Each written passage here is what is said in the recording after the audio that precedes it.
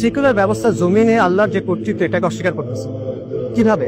সে আইনের ক্ষেত্রে শরিয়াকে মারে না, সে বিচারের ক্ষেত্রে আল্লাহকে মানে না, সে মূল্যবোধের ক্ষেত্রে আল্লাহকে মানে না, সে শাসনের ক্ষেত্রে আল্লাহকে মানে না। সো বেসিক্যালি সে জমিনে আল্লাহর যে কর্তৃত্ব এটাকে অস্বীকার করতেছে। ইসলামের অবস্থা সিম্পল, সার্বভৌম সত্তা আল্লাহ, বিধানদাতা আল্লাহ, এবং আল্লাহর উপর ঈমান আনার দাবি হলো, আবশ্যক হলো যে আল্লাহ যে সিস্টেমটা আমাদের দিচ্ছেন আপনি এই সিস্টেমটা বাস্তবায়ন করবেন।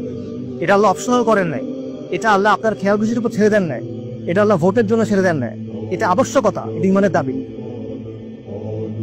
আল্লাহ সুবহানাহু ওয়া তাআলা তার হুকুমের সাথে তার ইবাদতের প্রশ্নকে যুক্ত করছেন, একসাথে দুটাকে বলছেন ইন্নাল হুকমু ইল্লা লিল্লাহ, আমার আল্লাহ তা'বুদু ইল্লা ইয়্যা। আল্লাহ বলছেন হুকুম আল্লাহ, তারপর আল্লাহ কি বলতেছেন?